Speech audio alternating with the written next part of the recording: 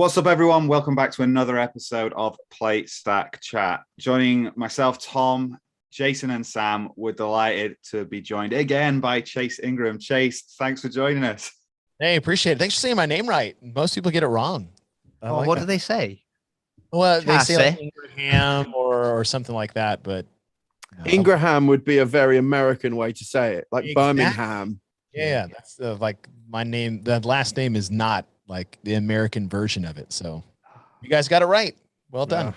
There you go. Okay. That should bump the podcast up a few ranks in the charts, right? Entertaining and educational. How to enunciate correctly. So last episode, if anyone's not listened to it, we really got into kind of like the world of commentary and kind of critiquing constructively, positive and negatively, the kind of performance in the sport of CrossFit. More broadly, actually, we also then kind of got into, and I think, Chase, you definitely brought it up around the sport of CrossFit is significantly different to CrossFit, the methodology that we know and love within affiliates around the world, affiliates and garages, in fact, for myself most of the time. And one of the things I think that recognizing that the sport and the methodology are different is that there can be different emulations of the sport, right? We have CrossFit licensed events. We have the CrossFit Games season. The sport of fitness can be wider than that. And we see, licensed events like Wodapalooza. We've got the Rogue Invitational. We've got the Dubai Championship. Some of these have been sanctionals in the past, in the kind of sanctionals version of the season. And I guess like from a punditry point of view, it can actually be really difficult to try and keep track of those things. So, there's overlap with our previous topic around kind of like trying to bring context to the performance on the field, especially if you're trying to work out how someone might or might not be getting to the next stage of the game season. It's a bit clearer now. But I think what's really exciting is someone who will always be a fan of the sport rather than necessarily kind of competing in the sport, is just seeing the breadth of events that we've got. It's easy. I've already rattled a few off: Wodapalooza, Dubai, but there's Rogue Invitational, but there's others, and we're seeing the ranks fill in the regional level as well. So we've got great events in the UK. There's other great events that have been in Europe, which have been sanctionals in the past, and there's many events in the UK, in the US as well. West Coast Classic, Granite Games. I could keep going on how exciting that is, but I do think it brings a vast amount of excitement and a longer season. Chase, yourself, are you just as excited by the events outside of the game season as it currently is? I am, and the big reason for that is that a lot of these off-season events, like your big three are Rogue, Dubai, and Wodapalooza, at least as far as popularity is from the community. And they've all done something unique that has trickled into the games season, I feel like. So like what Dubai did, Dubai really revolutionized like prize money in the off season, at least for the sport of CrossFit. So Dubai gave everyone a really unique money-making opportunity outside of the CrossFit Games. They also do incredible off-site or off-kilter events, right? They'll take you to the ocean. They'll take you to the desert. They're going to take you into the ski lifts in the middle of the desert this year. And I think that's one thing that Dubai did well, at least raise the bar for these off-season events. Wodapalooza brings such a spectacle for the attendee while you're on site in Miami. And the CrossFit Games, like top brass, actually went to Wodapalooza one year to learn how they did that. And so they took a piece of that and then replicated that in Madison going forward. And then you look at Rogue and, you just see professionalism. Top to bottom, the way the events are set up, the facilities are set up, the way the media is run, everything. And I think all of these competitions down the off season are really raising the bar to, yes, we have the CrossFit Games and maybe semifinals as our big popular season, but the off season now is probably bigger and more grandiose from start to finish than the game season is. And it's these competitions that are now raising the bar of what's possible in the off season. So I'm absolutely thrilled. The off season is getting on par of the excitement of in season. Sam, what's your favorite kind of off season event? We've mentioned a few there. But obviously Wodapalooza. I love that. I really wanted to be there in January, but it didn't work out, sadly. But I'm sure it's going to have a live stream though this time. I think they've changed that from previously, so Oh more God. people can kind of feel involved. The horror stories I have about the past broadcast. Don't like Flow Elite podcast. The other one, the one that I kind of caught a bit of, but not enough of. I can't remember what it's called. The one that was in Serbia, Russia's first CrossFit competition. Oh, it was like last weekend or the weekend before. Oh, was it Siberian Throwdown or something? Yeah, because it's made it into a lot of the news and on I've seen it because they have had the muscle ups on a trapeze, right? So this has made it in a few times. So where it's like, so your bar muscle up, right? That would be a static fixed bar, right? So you can lever yourself around it, but it's this thing where the bar swing is on straps or something, so it swings. I was trying to explain it to my coach yesterday. It's basically like a bar but on the suspension of rings, so it's a bar muscle up but on the non-fixed. Weird. And basically, a lot of the athletes stick a barbell through the rings and now do a muscle up. Hey. Crazy. Yeah. I mean, there's a whole discussion on whether that, and I think what we've seen, I mean, it was 2017 when we really saw dumbbells come into the open, right? So being like, oh, that's not a CrossFit movement, or that's not a functional fitness movement. What is, what isn't, right? The sport, the methodology are constantly evolving, but like, maybe there's some raised eyebrows to that, but next time it's in, it might not be. We've had that bar muscle up thing never gets programmed again. I don't think I'd do it in a box, right? I feel the risk reward is too high. Just the way I have pictured in my head. I'm gonna have to see a video of this. Yeah, we'll find it. I'm sure Roman Krenikov was doing them, definitely. And is it Lazar Dukic? Dukic, yeah, he was there too. Yeah. But yeah, that it was great. That seemed really cool. Like the programming was a bit weird, but it was. I mean, it was okay. Like, well, I would say that's on the con side of off-season competitions is too much freedom to program whatever you want. Yeah. Jason, what about you? Do you have a favorite? Do you have any things where you thought, that's a bit too creative? Well, I mean, I'm contractually obliged to say that Strength in Depth Origins is obviously one of my favorite events that takes place in the functional fitness world, as well as the SID Inferno Pairs in Cardiff and the British Teens and Masters Championships. That is nothing to do with the fact that I will see all the people behind these things probably tomorrow when I go to the box. But that's the most scripted I've ever heard you on a podcast. Yeah. and now that they've stopped listening, it's funny. Like, I really like Rogue, and I think I really like it because, as Chase says, it's very professional. And I, when you talk of elevating the standard of the games, Rogue is the one that I often say, how long before that is the one you want to be at more than the games? Like, I'll sacrifice my chance to go to the games so I can go to Rogue, because I foresee a time when that could happen. That being said, it's also the one that I've been critical of with some of the programming. Like, the shooting was ridiculous. I will never forgive them for that. And we discussed the final event this year, the duel, that on paper sounded incredible. Yeah. And in practice was very hard for, going back to last week, talking of the commentary, people trying to make it exciting as to, who might have won this. Well, Velna dropped the bar. There's no way he's gone through. So clearly Justin has won. But let's go and see the next couple of rounds anyway. Like, so I love Rogue. I think because of who they are and having access to all the kit and making like the special bits of kit for the games means that they can do really whatever they want. And if anyone is going to push the standard of the CrossFit Games up, I think it's them. Just sometimes don't be so experimental with your programming is my only, and if we're talking about who can say stuff about athletes, who am I to talk about the Rogues programming? But I think it's an educated critique. Sitting back here with no skin in the game at all, having invested $0 to this. Hey, that's the gig. I can tell them this is the mistakes they're making. But the broad, like, the broadcast, actually having people be able to watch it. I'm very, a big fan of them paying the athletes, paying the accommodation.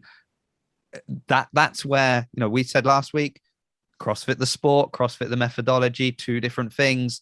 Generally in sport, athletes are paid because the revenue you get is from the athletes performing. If the athletes don't show up and perform, you can't generate revenue. I think it's right that the athletes are paid to be there, maybe paid more when they do better, but still not going home owing money for having the opportunity to make you money. That's again, a little thing that I struggle with when I see someone like Rogue doing it, because you're like, oh, so it can be done. It's just not here. But I'm not. I don't know though, because like we've kind of talked this before, right? So Rogue are a massive company and they make loads of money every year.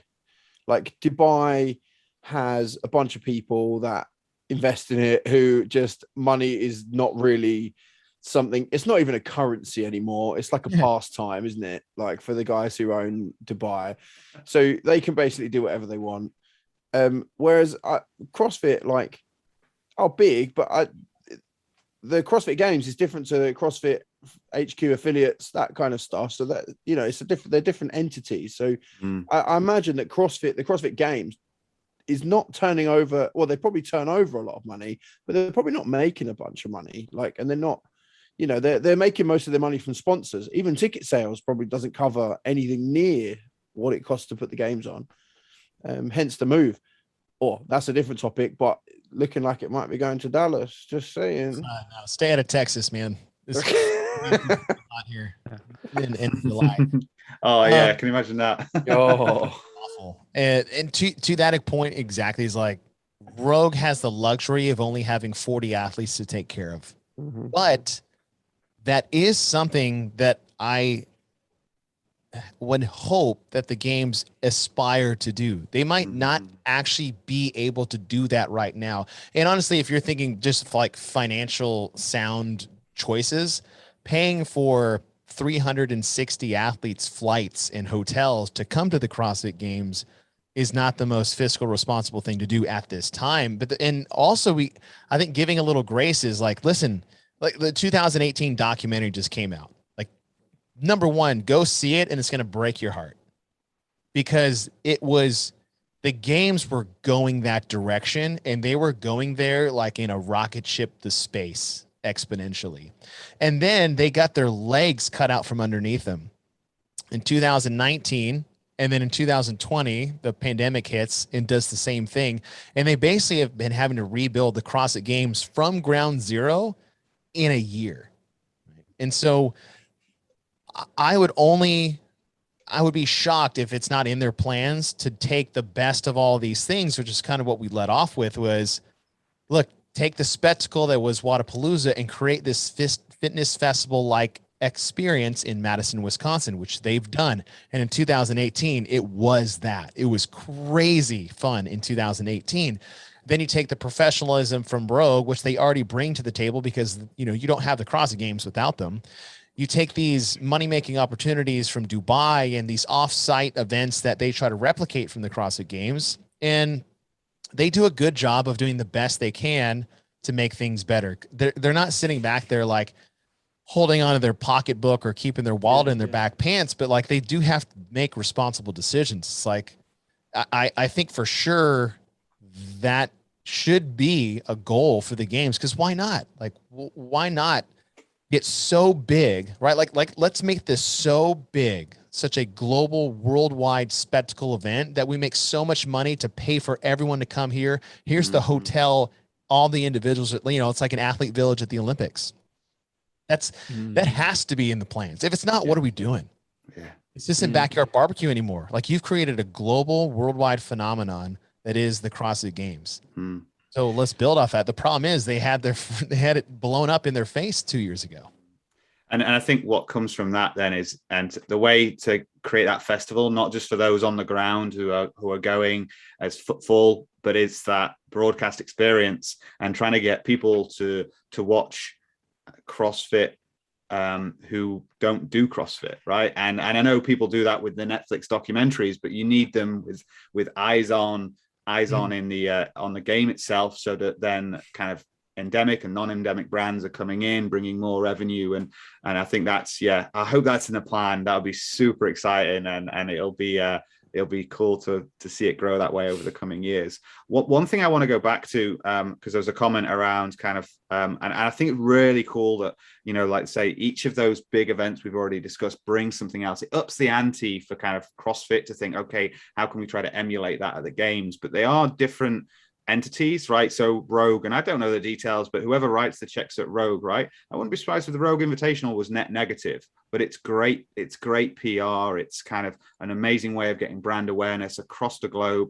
Same, with Dubai, right? It's around the spectacle. Wodapalooza, I don't know, they get a lot of spectators there and things, but they've got a big suite of events, not just Wodapalooza.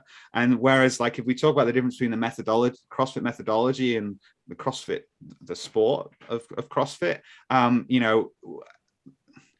affiliate owners are probably going to be like, I don't really want to see you putting my affiliate fee into kind of running the games if I feel I'm not getting the service I need to help me keep my business alive. So that, that they operate in a very different way. I've rambled a bit there, but it's recognizing that businesses can operate like businesses, and they have stakeholders to kind of who hold them accountable. But I guess CrossFit HQ have the however many thousand affiliates holding them to account, being like, you better use the money we give you in the right way.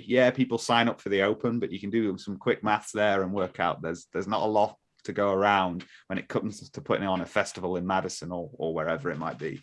I guess it's also like, what does CrossFit have to sell? Because, Rogue is basically an advert for their equipment. So, at the end of the day, as you said, if they're net negative, what they have done is showcased all this amazing equipment that they've got, and people go out and buy that, and that's how they're going to make money the rest of the year. Dubai is just a tourism video, right? And that's why they go to the beach, they go to the desert, they go to the mall, because all it is a, hey, come to Dubai. Like, Dubai's really cool. You should come here. So again, even if they don't make any money on the competition, they're just getting eyeballs on the different things that Dubai has to offer in the hopes that people will travel there. What is CrossFit trying to sell through the games? Because that's always been the kind of, classically, a lot of people saying like, well, or they see the CrossFit Games and then that puts people off going into affiliates. Yeah, anecdotally, we've heard many a person say, I saw what they were doing, it looked really cool, and I wanted to go and learn to do it. Sam being number one on that list. So like, it does sell that to a degree, and now more than ever we see kind of these little ads and little kind of community highlights of masters athletes, adaptive athletes, and kind of trying to show that, look, this is the expression of CrossFit in the extreme as a sport, but you can take the same principles and apply them to, your 70-year-old grandfather who just wants to be fit enough to kind of hold the grandkids. Great.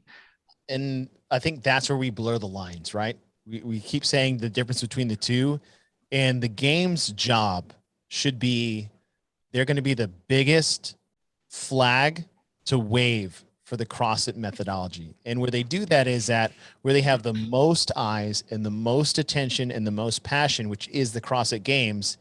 And, not to hark back to 2018 again, you have commercials about, the adaptive athletes inside a gym, or a master's athlete, or this woman like getting off of all of her medications and saving her own life through CrossFit, and not doing bar muscle ups and snatches. She's like doing ring rows and step ups to a box with a coach holding her hand as she does. It's like all of that media attention to direct the consumer to the beauty of CrossFit. Hey, look, this is the sport. This is the pinnacle of fitness as we define it in CrossFit.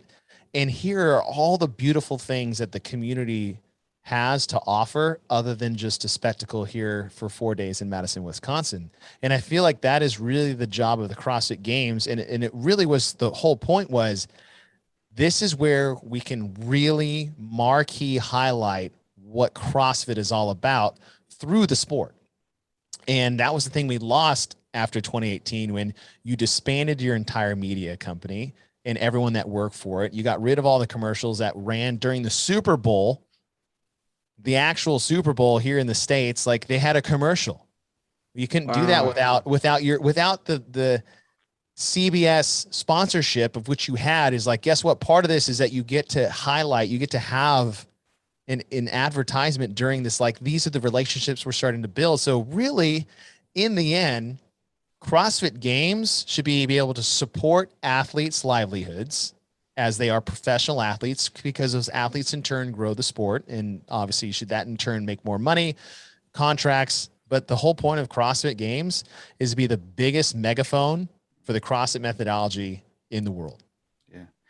I guess one of the things then is you're building a spotlight, right? That's what the CrossFit Games, it creates a stage, it creates a spotlight, but then you have the luxury, but also the responsibility to put the right things into that spotlight at the opportune moments, right? Yeah, you want the spectacle of the Coliseum floor, but you can, like say, you can have those trailers running around it.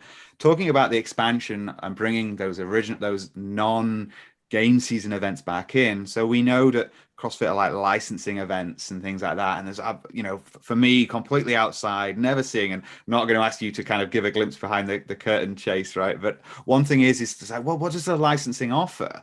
And I'm wondering if, like, what I'm hoping to see, and I've chatted to a few people around, are they going to take the opportunities to bring education into some of the, like, CrossFit education into these events? But, this is a licensed event, and these are other independent spotlights and stages. Is a chance there being like, well, if you're a licensed event, let's run some ads. Let's make sure the methodology and what it can do for your parents, your brother, your sister, yourself are also spotlighted, even though this is not the game season. But I mean, that's deals made in rooms and with pens and things like that. I know for the licensed events, you license your event so you can say it's a CrossFit event as opposed to a functional fitness event. Mhm. It's just like having an affiliate versus a gym that does CrossFit and says they're doing squat presses instead of thrusters or whatever. And the other one is that it provides a relationship between the games hub and your events. Like, so for example, like the CrossFit Games want to highlight everything that happens at the Legends Masters Championships, which is in San Diego starting tomorrow. Because it's a licensed CrossFit event. So they want to promote that event as part of the CrossFit Games family tree. The same with Dubai, the same with Wodapalooza, the same with the Rogue Invitational. Actually, I don't think the Rogue Invitational is, but that media sharing between all these events is that commercialization and popularization of what these events have. That's part of the licensing agreement with the games. As far as what they run while they're on site, I mean, that's really dependent on the media company that they hire to produce these events and what commercials go into them. But you would think that, say at Wodapalooza, if it's a CrossFit licensed event, maybe CrossFit provides some commercial content to play during the live stream between events. The off the couch and into the affiliate commercial. I think the greatest thing to highlight is those that don't get the spotlight during the season yet are still a part of it. The adaptive community, the masters community, the teenagers, and like, look at the beauty of all this. No one's going to be more inspirational to someone to get into a gym than watching someone that is their peer. I can't relate to Matt Fraser on the competition floor.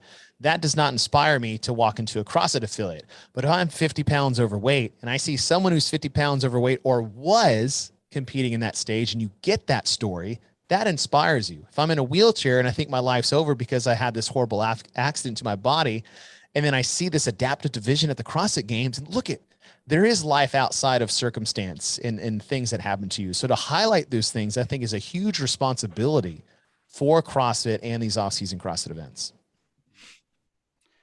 So if I can take it in a completely different direction now, because that, I'm not going to be able to follow that up. So let's just sidestep that for a second. I was just thinking with these other events and thinking of CrossFit as the sport and trying to grow CrossFit as a sport and trying to get more, I think, Tom, you mentioned like more people that don't necessarily do CrossFit to watch CrossFit.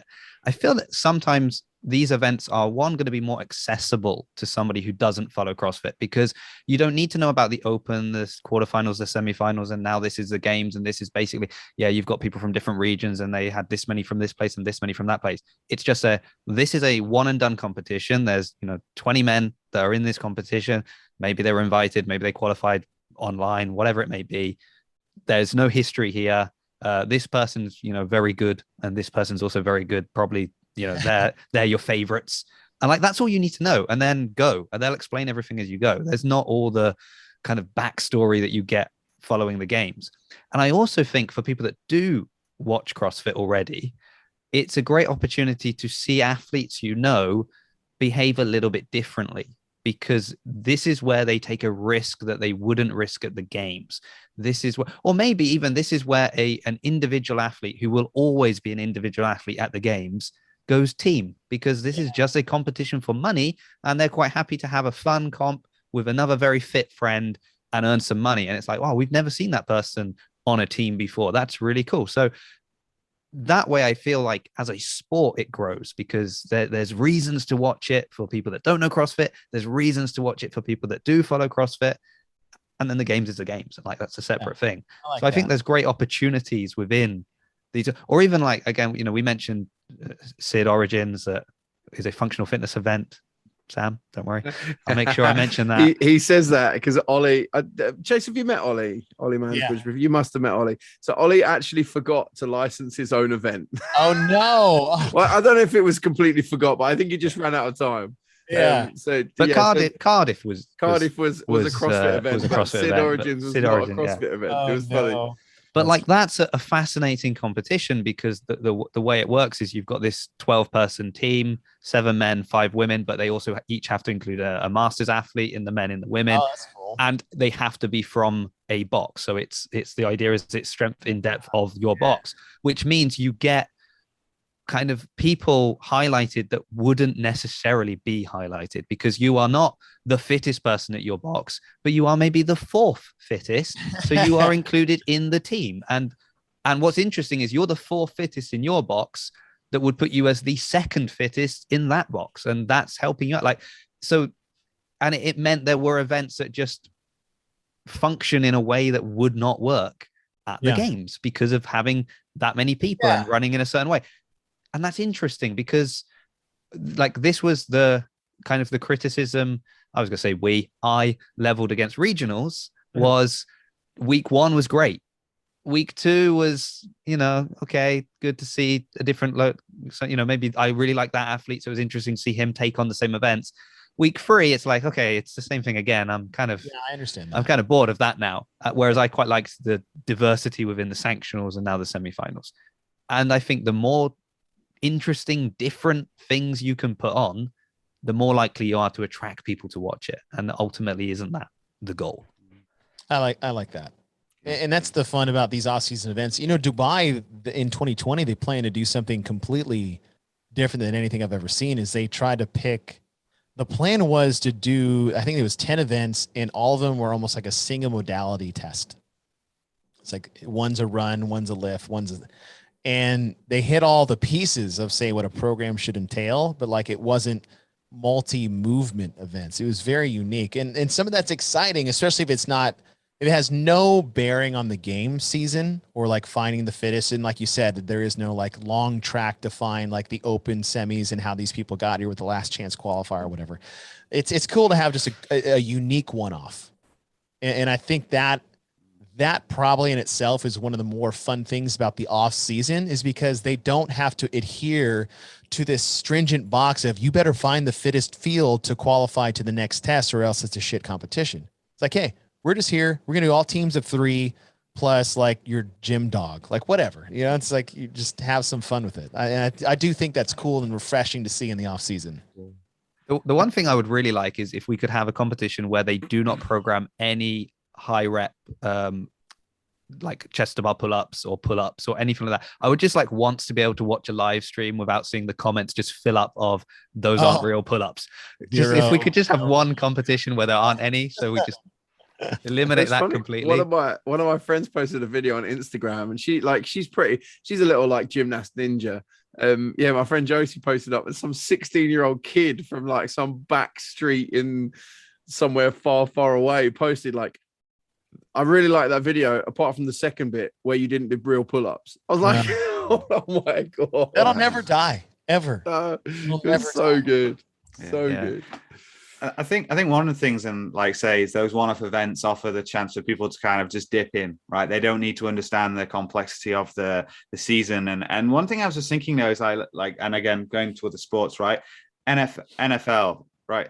I'm sure there are millions of people that the only thing they watch is the Super Bowl, and they don't really need to understand because they're just enjoying the spectacle and they're getting behind, it's behind the kind of like just the event really, and actually probably annoy the other people in the room being like, so who are these guys?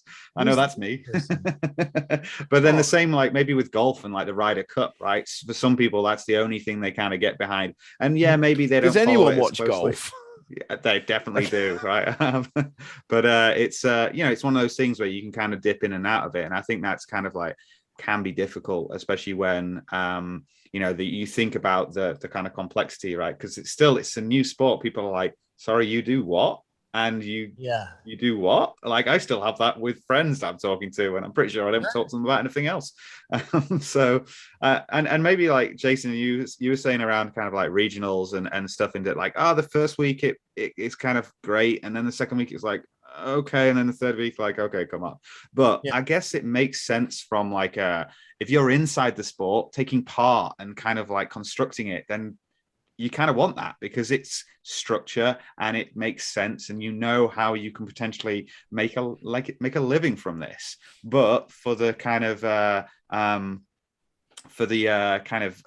say the spectator and those on the outside looking in, and I count us in that kind of, Jason, Sam, definitely, that we are fans, right? And we want the difference. We can enjoy the fact that kind of those people qualified by rowing on the River Thames, whereas those qualified by running on the ski slopes of Norway. But I can understand that within the sport, you might be like, kind of like very different kind of skill set there. So it is a compromise. And the other, to bring another sport into that would be, right, I will watch a bit of the London Marathon when it's on, but I don't look to watch a marathon on TV every weekend because it's just a lot of people running 26 point whatever miles. That's like people tuning into the Tour de France or any championship weekend or the Olympics. Like I don't watch swimming but once every 4. Well, I do because I swam, but like most people don't watch an Olympic-based sport, albeit every 4 years. And so, that is what it is. And that's what I think the most fun about the off season should be and could potentially be forward is like, I don't really want to see these off season events try to become the CrossFit Games or replicate a semifinal. It's like, just create your own identity and make it fun. Don't make it gimmicky. That's number one, right? Like, don't make it a gimmicky, don't make it dangerous. But if you want to be unique and it's fun and enjoyable to watch and pleasing as a spectator, because really that's all that matters in the off season. Is it fun for the athletes? Is it fun to watch as a spectator? And that's it. Whether the quality of your test measures up in the programming really is irrelevant. And most of the off-season prizes really should be irrelevant too, other than like your major events that people have to qualify for. So I think some of the most fun times really can be the off-season.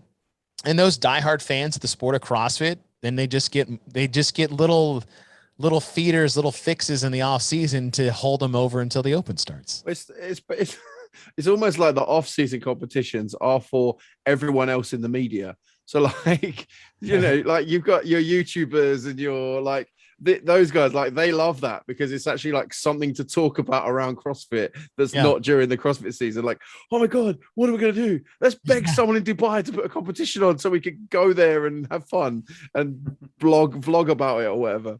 Yeah. But I think kind of going back to the CrossFit Games affiliates, like I think the only way that people are going to watch, the only way that more people outside of kind of CrossFit will watch the CrossFit Games if more people inside of CrossFit watch the CrossFit Games. Like I'm probably one of maybe 10 people who watch the CrossFit Games in my box. Now I know that there are like 100 and probably nearer 200 people who go to our, who are members of our box, but most people are like, I don't know, Shirley, who does the 9:30 class and and just wants to get fit. Like, so I think in the US you call them soccer moms. Like, that's right. Like the ladies, and they're savages. They work out hard and they do their thing. And but they just want to turn up and get beasted for an hour at 9:30, like 3 times a week, and stay fit. Like they don't care about how. I mean, some of them care about how fit Matt Fraser is. Yeah, they got some day drinking to do. You know. Yeah, Just yeah, exactly. offset that. Yeah, but if people, Shirley, I'm not sure where I've got that from. No one is called Shirley that I even know. But like if Shirley and her friends were also watching the CrossFit Games, you would find more people talking about the CrossFit Games, and then it would become more of a spectacle for more people. Like it was really cool. So me and some of the coaches from the gym that I go to a local coffee shop, and one of the girls in there was like, "Hey, you do CrossFit? I just watch all the CrossFit documentaries. They're so cool." I was like, "Wow, yeah, Yes, they are. yes, they are." In which order did you watch them? She was like, "Oh, watch Redeemed and Dominant first." I was like, there's your mistake. Yeah, You sorry. started at the wrong end. Like in the Star Wars trilogies in the right I was thinking exactly the same thing, James. I was going to say, oh no. Started with the Started Clone one, I'm Wars? like, What are you, no, mad? started 4. That was the original one. Yeah. It's 4, 5, go flashback 1, 2, 3, then 6. Hey, Yeah. bingo. I must say I have realized, like, I'm starting to realize this, like, we're all anomalies here in that we're outliers in the amount that how passionate and how invested we are in the kind of sport and the methodology that we love. And, you know, it's inevitable. And I've realized that just within my own kind of gym, right? Yeah, I'm willing to kind of sit on a podcast week in, week out, talking about this stuff. But there are others, you know, everyone's got other things to juggle in life. And sometimes for them, it's just you know, getting a bit of fitness in. Fitness was achieved, as Pat Sherwood would say, and that's enough. So, you know, Sam, you make a really good point, trying to get more within or already within the sport, already have brand awareness, excited about the kind of the sport. But at the same time, there's however many billion people on the planet. So I think it's about kind of like accessing them as well. But if the affiliates did more for the games would then be able to do more for the affiliate. Like it would marry up so much. It would marry up so nicely if, you know, Shirley could say to her mum Barbara, like, "Oh, mum, like on the, you know, this thing that I do every week. There's this thing once a year where all the really fit people that do kind of what I do, but I do it slower." To quote a cool guy. Then, you know, Falcon. I want it on record. The Falcon, not Chase. Who happens to now be captain of I'm not going in there. But they, you know, they go, "Oh, mum, you know, they're showing, look, come look at this advert of, you know, someone doing an older person doing some actual functional movement, and we call it CrossFit, mum. You know, let's get." Because our gym does a longevity class where it's everyone's over 65. Like there's, look at our Bear Walden _fitness. We're posting it all at the moment. There are literally like 30 people in that class. Three times a week. Yeah, mate, it's so good. That's one awesome. One of the guys loves it so much. He's learning to Olympic weightlift. Like he's actually teaching. Yeah. He's like 68 years old and he's just learning how to do like snatch and clean and jerk. So good. Class sponsored by like Ben Gay and Motrin. Well, at least it's not Monster Energy. I suppose I would say my final thought on that then would be, I just snuck that in. Would be maybe it's down to us. Maybe we're saying, you know, CrossFit should get more people like more of the people in the affiliates to watch it. But I actually think maybe it's us, because I think that people that don't watch CrossFit, that do CrossFit, would enjoy watching competitive CrossFit. They maybe just don't realize it. Everybody likes to be an expert. There's no way. I mean, you'll say like someone just happy to turn up, do their fitness and go home. They don't. They turn up, they do their fitness, they moan about it for 10 minutes at least before leaving because, the box step ups were horrible, or, I couldn't do the pull ups, so I had to do ring rows and they were awful. And it's like, you know, all these movements, you know, all this stuff. You can watch this event and you're not like watching a football match and saying, "Oh, who's this?" or "What's that player doing?" or "I don't understand this rule." You know all of this. This is your sport, actually. You can watch it. You can be the expert. And then you can come in the next week and talk to me about it and we'll share. And if we did that more, maybe then more people would start from within the affiliates being like, oh, I saw those guys were having a really animated chat after the workout the other day, and it was all about some event that was happened the previous weekend. I'm going to check out the next one so I can join in on that conversation. It would go that way. And then, as Sam said, it would spill over to, I've had people visit me. I think Tom knows, because when it was, I was trying to think, what event was it that I was traveling down to my brother that weekend, and you were messing, and that must have been the games. I think it was at the CrossFit Games. I was staying at my brother's during the games. So I had my tablet on all weekend, inflicting CrossFit upon all of them. And then I had a friend visit me from Ireland, and I think the Filthy 150 was on, and I was like, "This is happening where you're living. You should be watching this."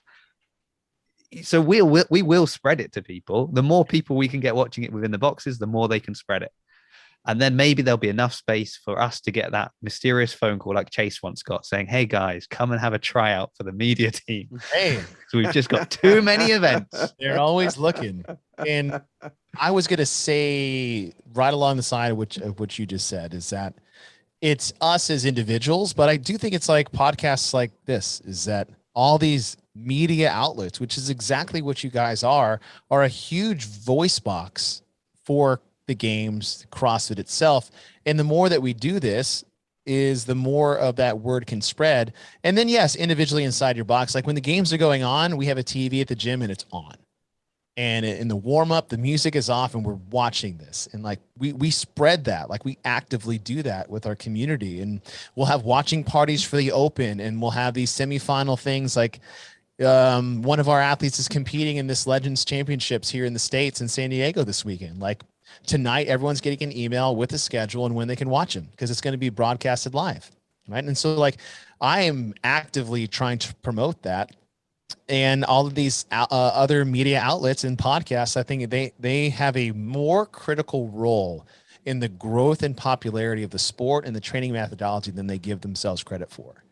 I mean, think of that. Like even if just 50 people listen to an episode, that's 50 people that got impacted by what you said and done and talked about, that will also influence other people next to them. It's like, hey, I heard about this. And then they talk about it. Like, so I think blunting your own ability to improve and to grow the sport and its fan base, I think that'd be your worst mistake to do. Is like, yeah, it becomes on you as an individual and the way you interact with your social circle. It's incumbent on you as a podcast to keep doing what you're doing, what you're currently doing now. And yeah, at the affiliate level, is like, have watching parties, do it at the gym, do it at the pub, like do these things. If you're really that passionate about it, then do it. Right? Don't tell someone else to do it. You do it. Right. And then and that goes with everybody that could be listening and what you guys are doing now. So I think it's one of those things where everybody has way more impact than they give themselves credit for. Look at that. We started 2 weeks ago with Chase heaping praise on Sean Woodland, and 2 weeks later, we've got him heaping praise upon us. So, wow, what a guy. Well, I'm not sure he said plate stack Chase. He specifically said podcasts like this. I'm taking that as we're doing the good job. Okay. We're doing the work he wants us to do. Yeah, well, we have the Chase Ingraham stamp of approval, and we can say his name. Like, this is across the board. Thumbs up. It's genuine, because I'm very honest with my opinion of things, and I'm not shy to, as we've heard. Upset. So like, if I do say it, good or bad, it's the truth. Well, let's I can't think of a better place to finish. Definitely don't want to prove you wrong. Before he changes his mind. Yeah, absolutely. But no, Chase, thank you very much for joining us again, joining us on this podcast, adding to the voice box. I think, and indulging us while we've come up with kind of the next kind of 10 years of business plan for the CrossFit Games. We'll package this up. I reckon a few people will want to listen. If only it was that straightforward. Hey? But no, thank you very much, Sam, Jason. Bit of a shout out coming from Jason before we wrap up. Of course, I'd never forget to give a shout out. Tom, you know that about me.